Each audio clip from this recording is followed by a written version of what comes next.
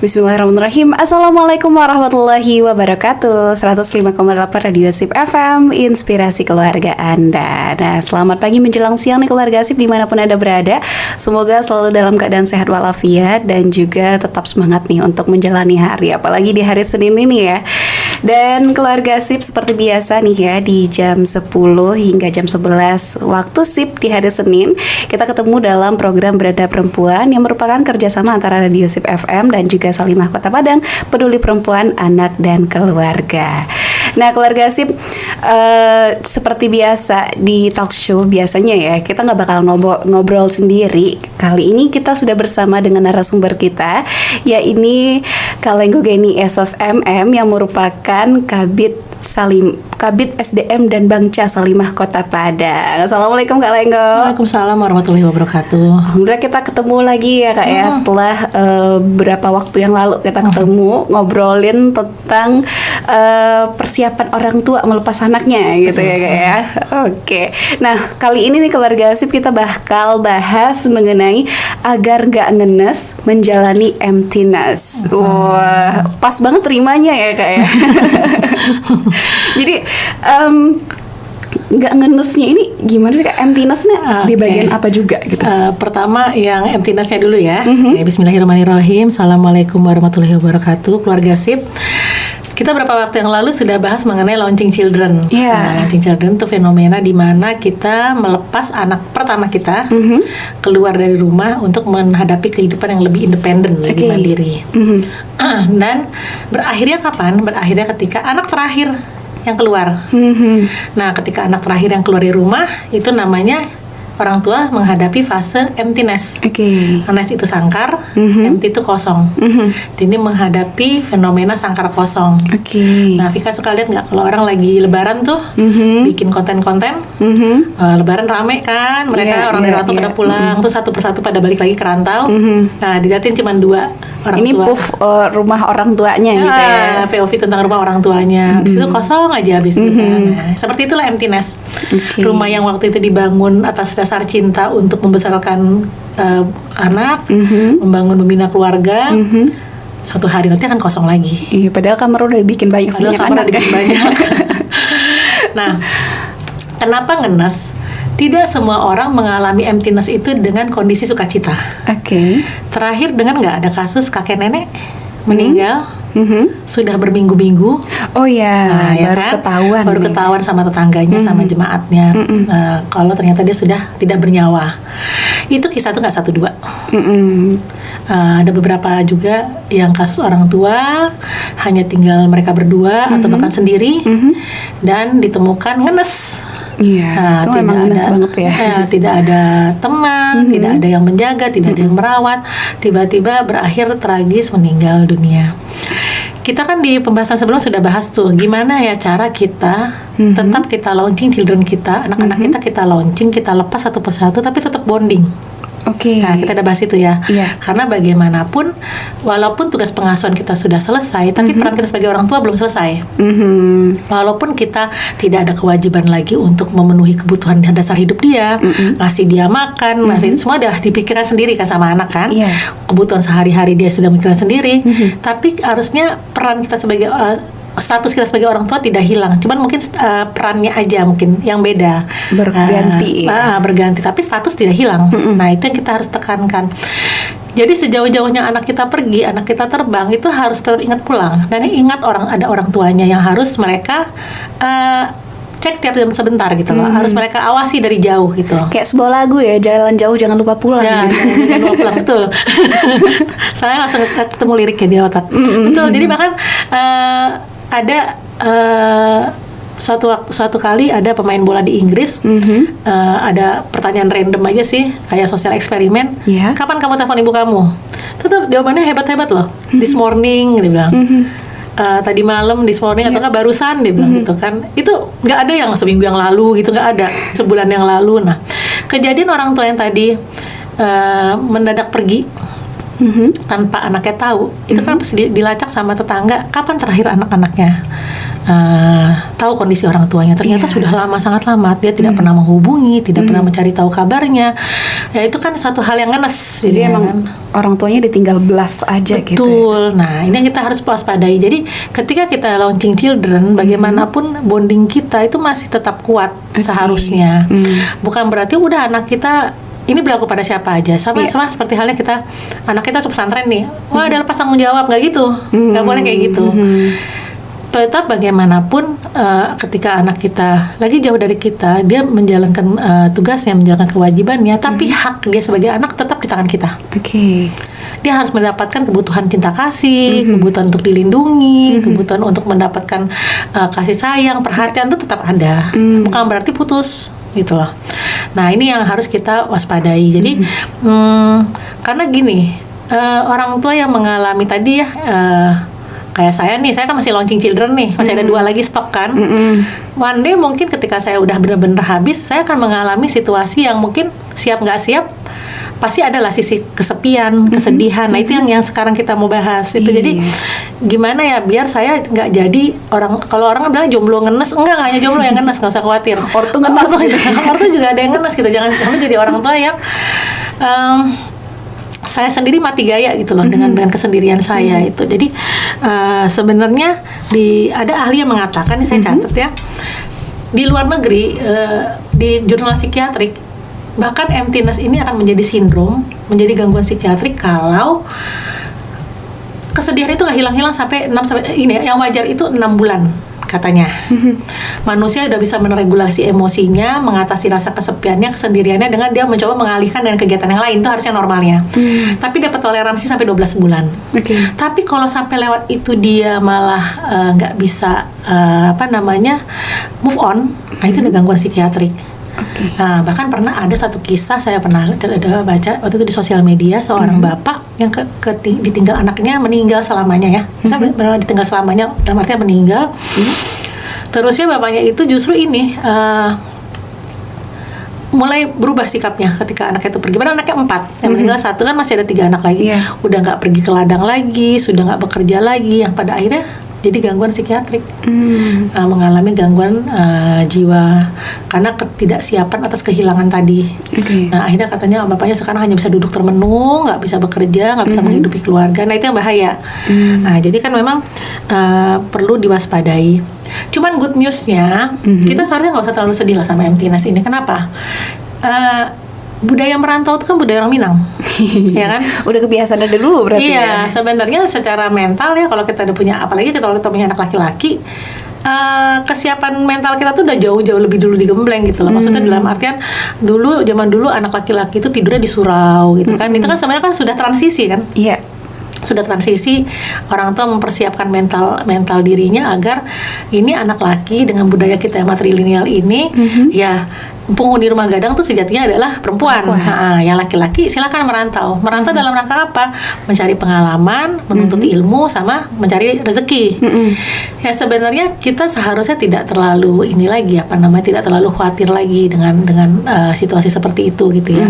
Cuman sekarang kan ibaratnya kan struktur sosialnya berubah nih. Nah, di kehidupan kita struktur sosial berubah. Kalau dulu perempuan yang namanya penghuni rumah gadang, mungkin perempuan-perempuan zaman sekarang kan sudah lebih terbuka, gitu.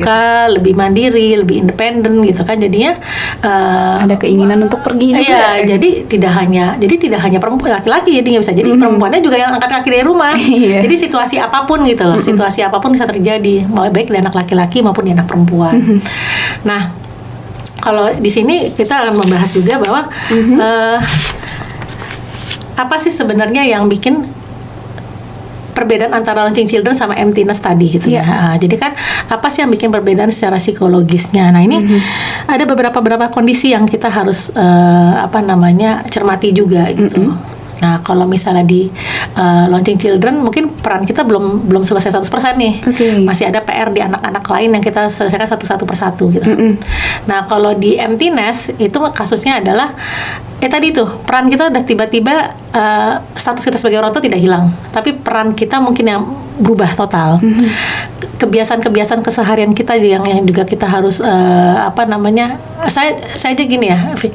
Saya lagi membayangkan kalau misalnya suatu saat nanti emptiness adalah kita mendapati keluar kamar, bangun tidur, terus meja makan kita kosong, sarapan sendiri, mau ngajak makan, Dek makan dulu, gitu gak kan. ada lagi orangnya gitu. Misalnya kita pagi-pagi kan udah masak nasi, nyiapin bekal, nyiapin sarapan gitu kan. Mungkin keriuhan itu akan hilang. Nah itu aja salah satu bentuk peran kita berkurang. Mungkin jadi anak-anak tuh kasarnya tidak lagi membebani kita. Walaupun saya tidak merasa terbebani dengan hal itu, saya enjoy aja. Cuman di sisi lain kita kadang-kadang merindukan itu gitu loh. Nah itu yang kita ketidaksiapan kayak gitu. Jadi ketika kita di emptiness ini, kita harus terbiasa dengan rutinitas yang total berubah. Bahkan yang dulu kita terbiasa antar jemput anak semisal, sekarang udah nggak terjemput lagi. Karena yang terbiasa untuk tadi yang menyiapkan bekal, atau enggak kita tiap sebentar ada grup WA orang tua murid membacakan perintilan besok anak harus bawa apa, harus bawa ini, itu udah hilang gitu. Kebetulan anak saya yang kuliah juga tidak ada grup WA orang tua murid, jadi saya ngerasa satu peran saya udah hilang, tinggal 2 lagi anaknya. Nah itu yang mungkin yang jadi itu jadi PR buat kita, bahwa di emptiness ini memang benar-benar merubah semua. Tapi jangan sampai emptiness ini merubah ketaatan kita kepada Allah. Jangan sampai gini, seakan-akan kita kayak nggak terima takdir, kok gini banget, malah kita bikin jauh. Justru gini, Allah ngasih kita fase retirement, fase pensiun kita untuk ngurus anak-anak, justru dalam rangka kita lebih mendekatkan diri kepada Allah. Nah masalahnya, seberapa jauh kita punya keterampilan itu, keterampilan untuk mengisi hari-hari kita dengan zikrullah, dengan mendekatkan diri pada Allah, dengan berbanyak ibadah. Itu kan kebiasaan dari muda. Nah itu jadi yang makanya kenapa sampai ada kisah kakek nenek dan satu rumah tidak terlacak ya, dia sudah tiada, bisa jadi dia juga hidupnya tidak berjamaah. Nah itu kan, padahal kita sebisa mungkin dikelilingin oleh orang-orang soleh, sebisa mungkin. Jadi misalnya berkumpul dengan orang-orang soleh, kenapa? Buat saling mengingatkan, buat saling menguatkan gitu. Iya, karena Vika pernah dengar juga sih, kalau kita bersama-sama itu biasanya itu untuk sesuatu yang produktif, tapi kalau kesendirian identik dengan hal keburukan gitu. Bisa jadi, karena tadi itu ya jiwa yang kosong, jiwa yang hampa itu pintu mudahnya masuknya bisikan setan. Nah iya, itu yang paling bahaya sih. Malah jadi bikin kita ngawang-ngawang, jadi pikiran kita nggak ini menjauh, takutnya menjauh dari kebaikan, itu kita khawatirkan gitu. Iya.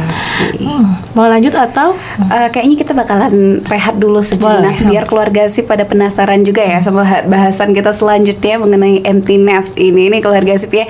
Jadi jangan kemana-mana, tetap di 105,8 Radio Sip FM, inspirasi keluarga Anda. 105,8 Radio Sip FM, inspirasi keluarga Anda. Nah, keluarga Sip, kita udah di segmen kedua nih ya dari program Beranda Perempuan. Hari ini masih bersama sahabat siar Anda, Vika Laila, dan juga narasumber kita yaitu Kak Lenggo Geni.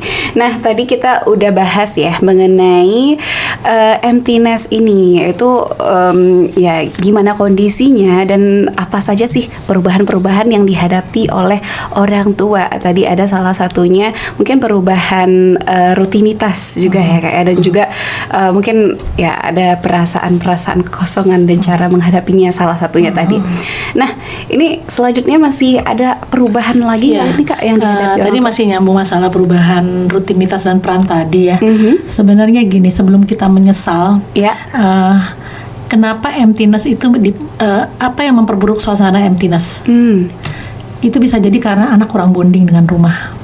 Itu yang kita bahaya, itu yang paling bahaya. Jadi anak tadi ya, dia tidak tadi kata-katanya lagunya, jalan jauh jangan lupa pulang. Nah itu banyak tuh anak yang lupa pulang, banyak lupa pulang, merasa kayak asing dengan rumahnya sendiri, merasa seperti kayak sudah menemukan rumah yang baru yang lebih baik, sehingga dia merasa rumah dia masa kecilnya itu tidak memberikan kesan terhadap dia. Nggak se-sweet home itu. Iya, nggak se-sweet home itu, nggak satu yang mesti dia perjuangkan lah untuk bisa memanggil memorinya kembali. Nah itu kenapa terjadi? Kita udah bahas juga dalam pertemuan sebelumnya ya mengenai launching children.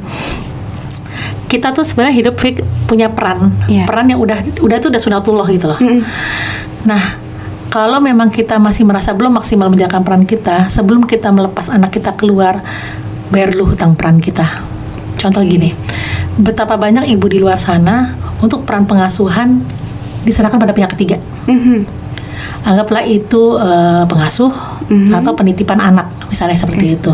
Atau kalau ke kakek neneknya? Ke kakek neneknya. Padahal pengasuhan tidak semuanya bisa digantikan orang lain. Anak butuh orang tua. Nah, pastikan gini, kita sudah melewati fase-fase itu sebagai peran kita sebagai orang tua tadi yang benar-benar eksis terhadap anak, benar-benar hadir ketika anak butuh gitu. Bukan berarti eksis di dunia maya, bukan. atau di pergaulan gitu. Iya, ya jangan sampai kita juga itu tadi eksis di dunia maya, padahal di dunia nyata kita nggak pernah ngobrol sama anak, itu juga bahaya ya, cuma dieksploitasi. Nah, kita tidak akan menjadi bingung peran ketika kita besar, ketika kita sudah dewasa, ketika anak-anak sudah dewasa, ketika kita sudah melewati fase demi fasenya gitu lah dengan benar. Ya itu jangan sampai seperti ini. Kita jangan membolak-balikan situasi lah, seperti kayak gini misalnya. Saya dulu gak ada waktu nih sama anak-anak saya sibuk kerja. Dan saya pingin sekali di hari tua saya dekat dengan mereka. Akhirnya kita melarang anak kita untuk ngembangin sayapnya keluar. Kamu jangan kemana-mana ya, temenin mama sendirian loh di rumah, gak ada temen. Mama kan udah gak sibuk lagi, gak kayak dulu gitu. Nah, padahal di fase itu anak-anak kita lagi mau netas nih. Tapi karena kita minta diprioritaskan, hidup kita minta didahulukan, kita lupa bahwa sebenarnya fasenya udah gantian nih harusnya nih. Seperti layaknya orang tuanya dulu. Ketika masa remaja, pengen dong suatu saat nanti mengembangkan sayap keluar, tidak bersama orang tua lagi gitu kan. Tapi di anaknya dia tahan. Jangan dibalik, anak itu butuh yang seperti itu tuh dulu waktu balita. Bukan waktu dia dewasa. Justru dia butuh eksistensi orang tuanya ketika dia masih kecil, ketika dia berproses dari bayi menuju anak, menuju remaja. Di situ butuh eksistensi orang tuanya, bukan ketika dewasa dini. Jangan seakan-akan kayak dulu kita tidak ada waktu untuk anak, peran kita hilang. Sampai ketika anak kita punya anak, ya udah kamu anaknya buat mama aja, karena mama pengen ngurus bayi. Nah itu jangan sampai kita bingung peran. Malah lebih eksis kakek neneknya mengurus bayi ketimbang orang tuanya. Nah jangan sampai seperti itu. Jadi kita gini loh, kita camkan lagi, ingatkan lagi, apapun hal-hal yang terjadi pada anak kita, yang judulnya seperti seakan-akan itu beban, perkara antar jemput anak sekolah, perkara mendampingi dia belajar, perkara membantu dia menyiapkan tugas-tugas sekolahnya, pokoknya segala sesuatu yang sifatnya beban buat orang tua. Kita pastikan sekali lagi bahwa itulah benih yang kita tanam buat mereka merasa mereka disayangi sama orang tuanya, mereka diperhatikan. One day kalau dia jauh dari kita, dia akan ingat dulu orang tua saya memperlakukan saya seperti ini. Masa iya mereka udah tua, saya tidak memperlakukan hal yang sama. Makanya doa kepada orang tua kan di surat Al-Isra ya, Rabbi firli wali walidayya warhamhuma kama rabbayani shaghira, itu kan ya Allah, ampunilah dosaku dan dosa kedua orang tuaku. Saya akan sayangi mereka, bahagiakan mereka sebagaimana mereka menyayangi mendidikku di waktu kecil. Itu kan balance dong, take and give ya. Maksudnya sebagaimana mereka mendidikku di waktu kecil. Ingat, underline kecil. Nah, kalau doanya seperti itu, gimana kalau misalnya orang tuanya ternyata punya hutang yang banyak gitu, jadi mungkin masa kecil anaknya nggak begitu dibangun dengan indah oleh orang tuanya. Makanya saya kasih tema ini biar kita nggak berhutang. Kita menghindari hutang itu gitu. Satu-satu. Oke, gini ya. Tadi kan kalau balik ke surat kan, sebagaimana mereka menyayangiku di waktu kecil. Eksistensi orang tua dibutuhkan ketika apa? Waktu kecil berarti. Ya kan, kalau dari surat itu kan jelas kan kecil kan, bukan remaja, bukan dewasa kan. Sebagaimana mereka menyayangiku di waktu kecil. Jadi apa yang kita kasih ke mereka, dampaknya dampaknya Allah akan juga mereka kasih sayang porsinya sama. Kalau perhatian orang tuanya besar, kita nggak ngomongin perhatian materi ya, karena kebutuhan anak tuh nggak sekedar materi kan. Kalau orang tua ngasih banyak ke anak, Allah juga akan ngasih porsinya sama, kasih sayang ke orang tuanya. Kalau sedikit. Kalau orang tuanya nggak memprioritaskan anaknya sama sekali, lebih memprioritaskan kesibukan dia, mungkin Allah pun juga akan membuat dia sibuk. Nanti dengan tugas-tugasnya, maksudnya nggak mempedulikan anak dia gitu kan. kemungkinan besar jadilah orang tua ini orang tua yang terlantar nanti gitu. Nah itu makanya kalau nanti dampaknya ketika dewasa kita menuntut anak kita memberikan perhatian yang besar kepada kita dengan catatan saya kan orang tua kamu, saya kan yang membesarkan kamu, melahirkan kamu. Kita pertanyakan lagi dulu waktu anak-anak kita kecil, seberapa jauh perhatian kita, tuh, seberapa jauh kita terlibat dalam pengasuhan, seberapa jauh kita mengenal, simpel aja lah, seberapa jauh kita mengenal anak-anak kita. Jangan-jangan kita nggak kenal anak kita, atau kalau perlu kita kenalan lagi jangan-jangan dengan anak kita. Saya pernah nonton film tapi saya lupa judulnya ya. Zaman-zaman TV ini belum diboikot sih. Yang depannya N belakangnya X itu. Nah, itu ada film tentang 5 perempuan yang divorce, yang bercerai. Nah, ini anaknya sama neni dan anaknya bilang dia udah dapet haid pertama. Ibunya bilang kok saya nggak tahu gitu kan. Ya kamu memang nggak pernah tahu kan, nggak pernah mau tahu saya gitu dia bilang. Terus siapa yang kamu belajar dari siapa waktu pertama kali dapat haid? Ya dari neninya yang pertama kali dapat, yang pertama kali tahu dia bilang. Berarti menohok sekali kan itu. Jadi akhirnya ibu itu tersadar gitu kan. Akhirnya dia bilang gini, tanda saya selama ini tidak mengenal kamu, dia bilang. Kita kenalan lagi yuk, bener-bener kenalan. Hello, I'm your mom gitu kan. Terus anaknya juga bilang, hello, I'm your daughter gitu. Jadi lucu gitu adegannya, bener-bener harfiah, literally kenalan gitu loh saya. Nah, tadi kalau tanya gimana ya misalnya kita nggak bayar hutang, kita introspeksi aja sih, Fik. Sejauh mana kita kenal anak kita? Kita kenal anak kita sampai-sampai kita ngerasa anak kita aman kita lepas jauh dari kita. Seaman gini, Fik, seaman ketika kita masukin anak kita ke dalam satu lembaga pendidikan yang boarding maksudnya. Ketika dia dilecehkan sama orang, dia bisa teriak sekenceng-kencengnya. Dia bisa tahu kemana dia harus ngadu. Dia tahu itu salah gitu loh. Sekenal itu sama anak kita. Anak kita sudah bisa membedakan salah benar, baik buruk, pahala dosa, haram halal, surga neraka, sampai sedetil itu. Itulah yang makanya kalau mau kita benar-benar mau introspeksi diri ketika kita jangan sampai kesepian kita nih ketika kita emptiness bentuk penghakiman anak terhadap kita, karena dianggapnya kita dulu pernah mengabaikan. Nah, jangan sampai seperti itu. Jadi kalau bisa kenalan lagi, tahu lagi anak kita tipikal anak yang terbuka nggak sih, mau cerita nggak sih? Nah, maksudnya jangan sampai gini tadi dalam satu lembaga sekian puluh orang dilecehkan. Pertanyaannya, kalau memang kalau sekian puluh dilecehkan, apakah sekian puluhnya itu tidak ada yang mau bercerita satupun? Apa tidak seterbuka itu mereka sama orang tuanya? Belakangan juga lagi ada berita tentang yang panti asuhan. Ada 2 malah ternyata. Kalau panti mungkin kasusnya karena mereka juga kehilangan figur ya? Enggak, posisinya di sini ternyata anak-anak yang di panti itu bukan anak-anak yatim piatu. Ada orang tuanya ya? Ada. Jadi memang cuman anak yang dibujuk sama pemilik panti ini untuk dirawat di panti itu. Ternyata itu kasusnya. Iya kan, semengerikan itu gitu loh. Makanya kita jadi sebagai orang tua jangan lupa banyak ngebekelin anak gitu. Masalah perkara norma, nilai, semua value yang berbasis agama ya. Itu harusnya jelas gitu kita tanamkan. Barulah kita mulai launching mereka gitu loh. Nah, kalau kita tidak punya waktu untuk menanamkan itu, tidak punya waktu diskusi, tidak punya waktu komunikasi, tapi berharap anak kita survive di luar sana, padahal di luar sana dunia lagi gak baik-baik aja, predator di mana-mana.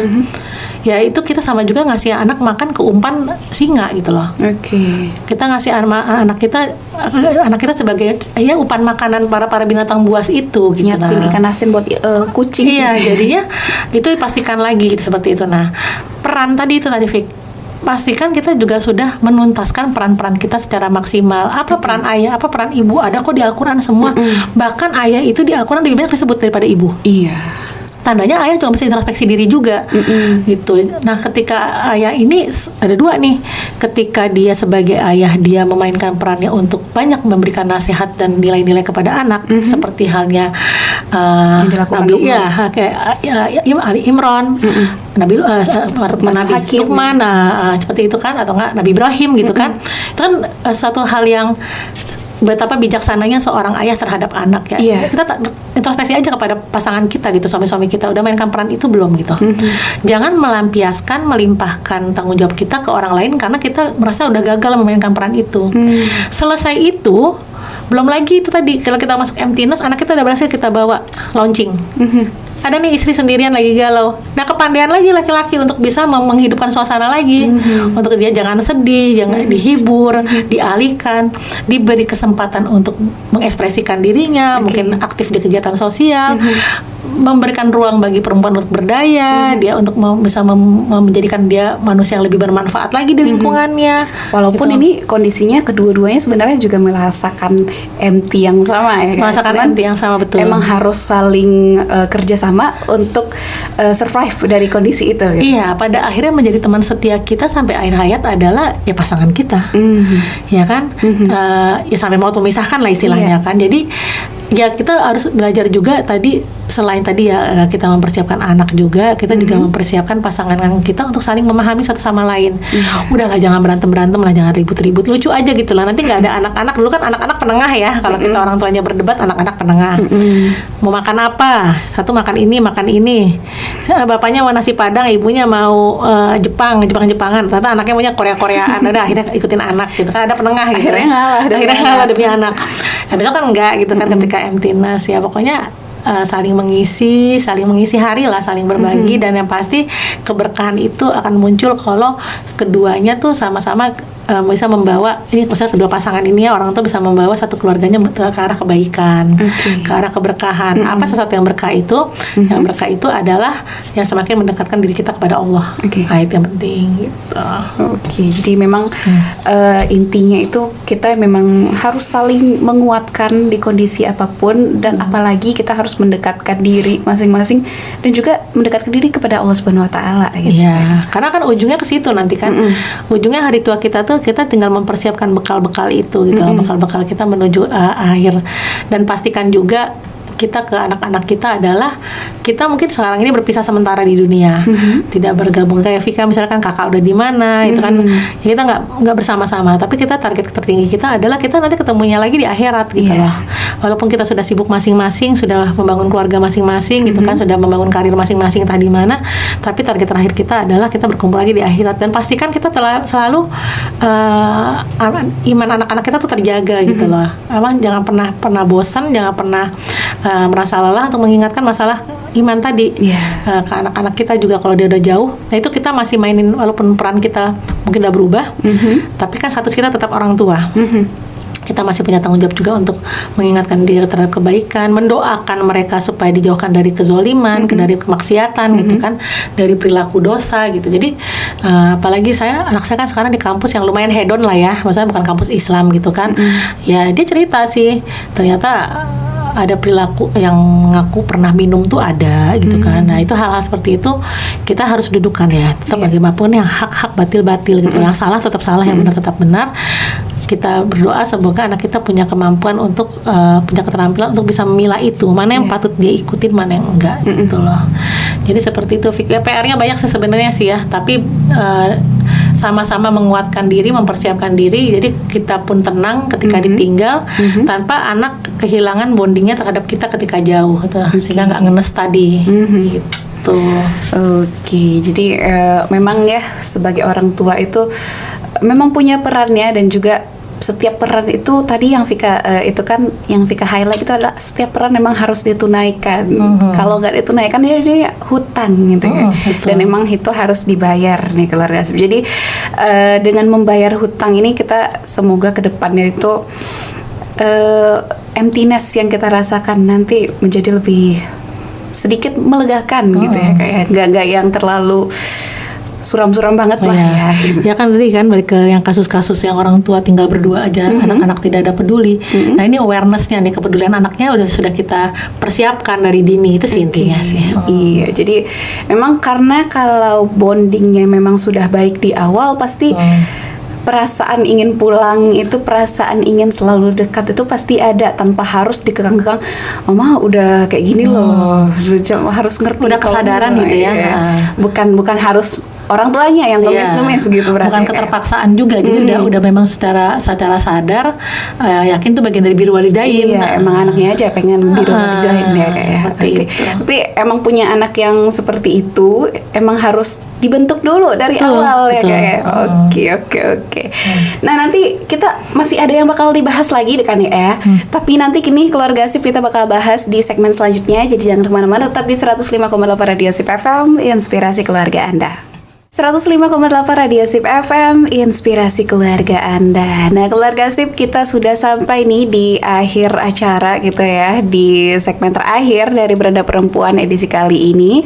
Dan kita masih bersama sahabat siar, ada Vika Laila dan juga narasumber kita Kak Lenggo Geni SSMM yang merupakan Kabid Bangca dan SDM Salimah Kota Padang. Nah, kita masih bahas mengenai emptiness ya, biar nggak ngenes untuk menghadapi emptiness ini. Nah, tentunya tadi kita udah ngobrolin tentang gimana kemungkinan yang akan terjadi selama periode emptiness gitu ya kayak, dan juga persiapan kita. Nah, ini ketika telah terjadi gitu ya, kayak, gimana sih cara untuk mengatasinya emptiness ini? Saya ambil referensi orang tua saya sih. Jadi ketika saya sebagai si bungsu yang terakhir angkat kaki dari rumah, saya merantau hampir 3 tahun lebih dan lanjut langsung ke Padang. Saya merantau dulu keluar, terus ke Padang itu saya menemukan pas saya pulang ya dari transisi saya dari Jerman ke Padang itu kan saya pulang dulu ke Jakarta nih ke rumah orang tua. Saya menemukan rumah orang tua saya udah dibelah. Jadi salah satunya adalah yang orang tua saya realistis saat itu. Kita tinggal berdua, rumah sebesar ini. Ya sebenarnya kata Vika, satu anak satu kamar. Akhirnya beliau belah, sebelahnya dikontrakin biar ada temen. Jadi pavilion, sebelahnya lagi rumah beliau. Jadi lebih mungil, lebih kompak. Disisakan aja 2 kamar buat beliau dan buat anak-anaknya mau nginap. Kalau nanti pulang dengan gitu ya. Dapur yang dulu kita dapurnya besar banget, sekarang dibikin dapurnya yang pantry seperti hal kayak gitu. Terus sederhana sekali lah pokoknya lah. Terus tidak ada lagi ruang TV karena TV dimasukin ke kamar beliau. Saya sempat ngomong gini sama suami, ya kita mesti ada planning, anak kita laki semua. Bahkan saya sudah mendesain rumah saya yang bisa dibelah juga. Masya Allah ya. Seperti itu. Tapi saya sudah memikirkan mungkin suatu saat nanti kita hanya fokus di kamar yang ini dan kamar ini. Mungkin kamar ini nanti entahlah mau jadi sekretariat Salimah ya, aja sampai akhir jadi sekretariat Salimah kah atau apakah kita nggak tahu lah ya. Pokoknya kita sudah memikirkan kita harus mencari seni untuk mengisi waktu dengan kegiatan yang produktif gitu loh. Jangan menghabiskan waktu untuk seharian ngepel udah sakit pinggang gitu kan, udah bahkan saya nggak mau ningkatin rumah. Nggak kepikiran kayak gitu karena orang tua saya juga nggak ningkatin rumah, mertua saya pun juga tidak. Jadi saya nggak mau menghabiskan waktu saya untuk atau nggak mengeluarkan uang untuk memelihara sesuatu yang nilai manfaatnya sedikit saya pakai. Kalau perkara nanti anak-anak nanti nginep di mana itu perkara nanti lah ya. Masalah nanti kalau kamar dihabisin nanti kalau kumpul gimana itu zaman makin nanti. Canggih ya. Iya. Jadi saya berpikir ada bagusnya juga kita sebaik-baiknya manusia itu kan adalah yang bisa membuat perencanaan tadi ya. Maksudnya dia tidak mau membuang-buang waktu dia, energi dia untuk hal-hal yang wasting lah ya, yang mubazir, yang sia-sia gitu. Jadi saya berpikir itu salah satu kiat kalau kita nggak mau kesepian ya jangan kita sudah memikirkan desain rumah pun kita sudah pikirkan gitu lah. Mau yang seperti apa sih sebenarnya, batasannya seperti apa gitu ya. Nah terus tapi nanti nggak ada momentum buat kumpul-kumpul dengan keluarga. Tetap bisa kumpul dengan keluarga. Bahkan semakin kita tua, jangan sampai memutus tali silaturahmi gitu loh. Silaturahmi kita perbaikin. Mungkin kalau kita kemarin sempat kurang hubungan kurang baik dengan keluarga, terutama keluarga dekat ya, yang dari garis ayah atau garis ibu kita, nggak apa-apa kita mulai ini lagi karena kita udah sama-sama tua kok. Ibaratnya kita sudah punya nasib yang sama, sudah mulai menurunkan ego juga, sudah ambisi kita yang dulu, daya-daya sayang kita yang dulu mungkin sekarang sudah mulai menurun, karena udah pada mau masuk masa pensiun juga. Apa sih yang mau kita banggain gitu kan? Itu perbaiki juga. Jadi dalam arti kita tidak merasa sendirian dan kesepian gitu. Kita masih punya saudara. Nggak perlu juga kita intens untuk ketemu, tapi minimal kita punya hubungan baik, dengan mereka. Dan juga jangan lupakan juga saudara kita yang paling dekat adalah tetangga. Nah, dengan tetangga pun kalau bisa kita juga jangan terlalu juga menutup diri gitu. Karena kayak kasus tadi yang ngenes tadi ya, dua orang tua yang ngenes yang tiba-tiba sudah dalam berwujud udah jenazahnya udah lama membusuk ya, karena tidak ada yang tahu mereka sudah meninggal. Itu kan salah satu karena kurang intensnya mereka dalam berhubungan dengan tetangga. Mungkin tetangga juga nggak curiga karena mungkin emang sehari-hari nggak pernah keluar rumah, nggak pernah ngasih kabar aja, gitu ya. Jadi anggapnya ya udah, mungkin toh juga keseharian mereka seperti itu.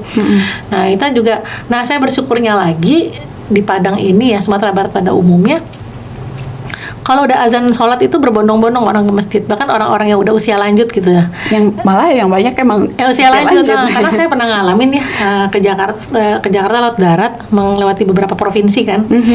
Saya hanya melihat Sumatera Barat yang ruh kebatinannya untuk sholat jamaah itu paling semangat Sumatera Barat. Tiba-tiba saya sampai ujung Damas Raya tuh, baru kan keluar kan masuk ke Jambi ya. Itu saya lihat yang dari subuh sampai Isya tuh yang memang rame ya, itu Sumatera Barat. Yang maksudnya orang pakai mukena, ibu-ibu pakai mukena, berbondong-bondong gitu kan. Vibes menghadapi panggilan Allah itu terasa gitu ya. Terasa. Bahkan kan kalau saya berangkat dari sini kan subuh tuh. Habis subuh tuh kelihatan habis sholat suruk tuh nanti bapak-bapak ibu-ibu pulang gitu. Tapi tidak terjadi di provinsi lain. Bahkan berapa kali saya berhenti untuk numpang sholat di beberapa daerah, nggak kelihatan orang sholat berjamaah. Mungkin katanya kata orang daerah itu ibu-ibu jarang sholat ke masjid katanya gitu ya. Tapi walau kulihal saya ngeliat justru itu hal yang positif di kita gitu kan. Kadang-kadang gini Fik, gara-gara kita kehilangan sholat jamaah sekali aja, kalau kita sering sholat jamaah ya, itu dicariin nama jamaah. Ditanya. Nah karena itu saya alamin dengan anak-anak saya, kan emang udah kebiasaan tiap azan ke musola. Ketiadaan beberapa anak yang sekarang udah merantau kuliah ini kan gak hanya anak saya aja, anak-anak saya juga, itu mempengaruhi suasana musola gitu loh. Saya berkurang jamaah kita 2 orang gitu kan. Ada yang kurang gitu. Jadi dicari sama mereka gitu. Mereka menyadari tadi eksistensi kita ya. Eksistensi kita, maksudnya eksistensi kita itu dipengaruhi oleh berapa baik kita memiliki keterampilan untuk bersilaturahim ke orang lain, baik ke keluarga maupun ke tetangga sekitar. Nah, terus yang berikutnya itu tadi, jangan biar nggak ngenes tadi, tetaplah terhubung dengan anak. Setidaknya kalau anak yang tidak menghubungi, kita lah berinisiatif menghubungi gitu loh. Tanya kabar, jangan pernah gengsi gitu loh. Jangan pernah gengsi. Pun kalau kita misalnya ada anak ada masalah ya, atau nggak dia angkat kaki dari rumah itu dengan membawa luka. Ya tiap anak kan punya luka masing-masing yang kita nggak pernah tahu ya. Secara internal tuh dia ada masalah apa dengan orang tuanya. Sembuhin lukanya gitu, perbaikin lukanya. Jadi orang tua jangan malu minta maaf gitu. Kita tunjukkan kepada anak gini, mungkin dulu kita lalai untuk memenuhi kebutuhan batin mereka. Mungkin dia merasa kayak kurang diperhatikan, orang tua kurang peduli. Nah di saat ini kita malah membutuhkan perhatian dari mereka, kepedulian mereka. Ya kalau memang kita merasa tadi bayar hutang tadi, ya kita aja yang ini tiap bentar tanyain kabar. Kita yang memulai semua, kita bayar semua apa yang menjadi kebutuhan dia. Jadi tangki cintanya jangan dibiarin kering. Kita yang ngisi. Mungkin dulu dia belum pernah mendapatkan ini, udah sekarang kita coba gitu kan. Dan kalau saya sih merasa jangan nunggu sampai kayak kejadian itu tadi ya, sampai anaknya sampai benar-benar tidak peduli. Padahal itu digambarkan anaknya 3 laki-laki waktu itu kan, sampai benar-benar tidak peduli, tidak mau tahu sama kondisi orang tuanya. Sampai ketika anaknya orang tua sudah dikuburkan, mereka baru pada datang. Itu kan parah sekali buat saya. Nah tandanya kita nggak pernah tahu ada luka apa yang dalam di diri si anak sehingga anak bersikap seperti itu. Tapi sebagai orang tua yang bijak, kita akui saja kalau memang kita ada hal-hal yang mungkin kita dulu dianggapnya kurang bisa meluangkan banyak waktu ke anak dengan anak-anak. Ya nggak ada salahnya mungkin kalau kita ada kelebihan rezeki, kita samperin anak kita. Kita kunjungin anak kita gitu. Jadi usahakan tetap terkoneksi dengan anak. Jadi jangan kita tua sendirian jadinya gitu loh. Nah, itu ya. Tapi kalau yang sulitnya itu nih Kak, misalnya orang tua melanjutkan traumanya, ya saya dulu juga gini nggak masalah gitu. Ya akhirnya adu mekanik kan. Kalau pada akhirnya kita hanya mau ngasih makan ego kita, kita ngerasa kita benar, anak kita ngerasa benar, nggak akan pernah ada ketemu. Emang harus ada yang menurunkan si egonya gitu loh. Ya untuk anak mungkin gimana ya, mungkin kita akan mudah sih bilang ya tinggal maafin aja orang tuanya kan makin renta, makin tua, makin ini, masa sih nggak kasihan lihat orang tua seperti itu. Ya kita kan nggak pernah di posisi anaknya. Nah itu susah, kita nggak pernah tahu tadi sedalam apa lukanya. Jangan-jangan bukan luka lagi, udah borok gitu kan. Nah itu yang kita sampai mungkin dia sendiri nggak paham gimana cara nyembuhinnya. Atau udah diamputasi. Ya makanya jadi saya pikir bagusnya daripada kita udah kadung punya melakukan hal yang seperti itu kepada anak, mending sekarang ingat kita tuh nggak selamanya sehat, kita tuh nggak selamanya muda, dan kita tuh nggak selamanya kuat. Ada saat-saat dimana kita punya titik kelemahan ya, punya satu titik dimana kita akhirnya butuh anak. Nah kalau kita dari anak kecil aja sudah ada pengabaian dan kita berharap nanti mereka akan mengurus kita, ya sulit. Ya tadi Rabbi firli wali walidayah tadi. Nah, kita berharap kan anak itu kan selalu berdoa sebagaimana mereka menyayangiku. Ya kita sekarang ukur aja ini punya kadar kan, indikator. Emang hukum tabur tuai. Tabur tuai, iya betul. Jadi indikator kita sudah berapa maksimal sih kita. Sampai ada panggilan kerja, ada panggilan anak, mana mau kita dahulukan? Prioritas apa sih anak kita gitu. Sampai hal-hal seperti itu ya. Nah terusnya juga keterampilan kita untuk gini, percaya deh kita selalu memprioritaskan pekerjaan kita, sampai kita menganggap bahwa kita tidak berani berkata tidak untuk segala sesuatu yang sifatnya berkaitan dengan karir kita. Percaya deh, ujung-ujungnya nanti pas kita pensiun, bye tuh. Maksudnya udah pertemanan kita cuma sampai situ, sebatas kebutuhan pekerjaan. Setelah itu kita sama siapa? Kita nggak terampil. Kita taunya hidup kita kerja aja, dari pagi, dari matahari terbit sampai matahari terbenam, lingkungan kita lingkungan kerja aja. Kita nggak pernah punya koneksitas dengan komunitas lain. Abis itu kita keluar, muncul ini lowongan kerja yang menggantikan kita. Segitu mudahnya mereka melupakan kita. Selesai, udah purna bakti, udah selesai.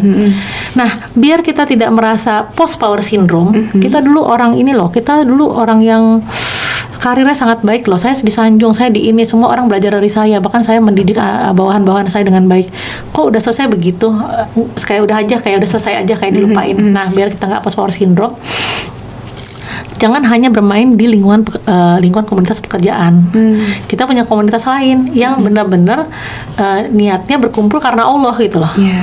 Apakah itu kelompok pengajian, kelompok kajian-kajian, komunitas-komunitas kajian, organisasi-organisasi positif lah. Kayak di Salimah kita ada sekolah Ibu Salimah terpadu, ada kelompok kelompok orang tua bijak kayak gitu-gitu ya, komunitas orang tua bijak, atau enggak kayak Salsa, sekolah lansia.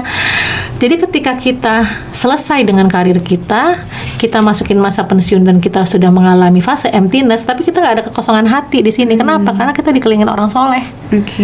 Nah itu harus dipahamin. Jadi sesibuk-sibuknya kerja, usahakan kita terkoneksi dengan komunitas-komunitas kebaikan yang kita ketika itu kita smooth gitu loh, halus. Kita selesai di sini, kita ada di sini, kita nggak masalah kok, nggak kesepian kok. Jangan sampai gini, pekerjaan kita selesai, kita ngerasa sudah diabaikan dengan teman-teman sepekerjaan kita kesepian, kita tahan anak kita nggak boleh berkembang, udah sama mama aja di sini, nggak boleh kemana-mana, sama sepi nih soalnya. Jangan sampai kayak gitu.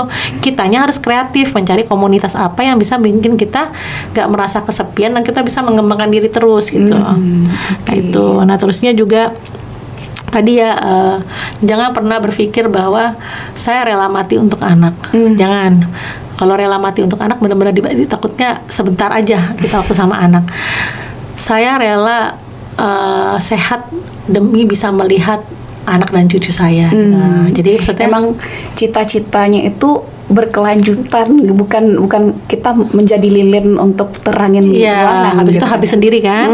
Nah maksudnya jadi di sini kita ngerasa kayak katanya kalau orang-orang yang suka olahraga itu biasanya dia lebih positif mind, yang suka bergerak.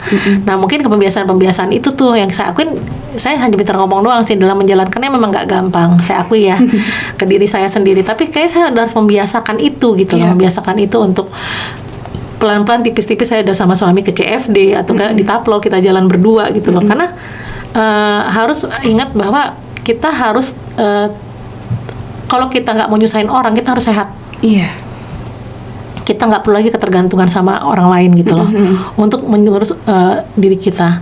Alhamdulillah ini terjadi pada orang tua saya. Jadi bapak Juli kemarin udah 89 tahun, ibu Desember besok 79 tahun.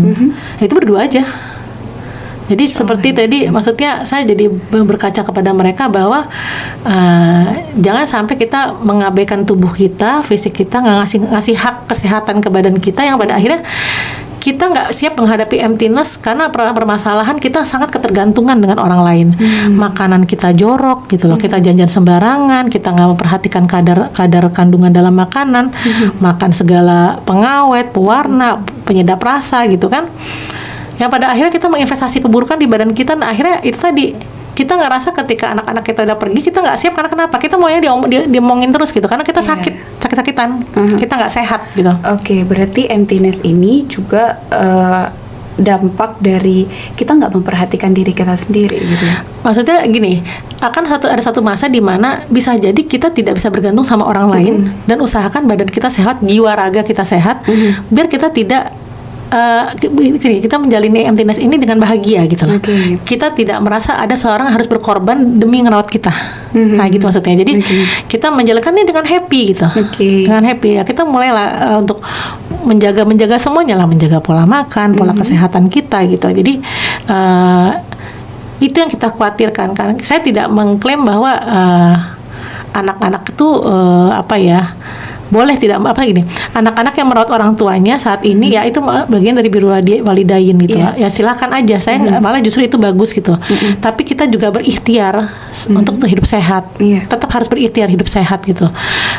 Bukan nggak boleh, bukan saya bukan gara-gara ini jadi apakah kita nggak boleh minta tolong sama anak untuk merawat kita, bukan itu. Ikhtiarnya dulu kita usahakan, itu yang nomor satu.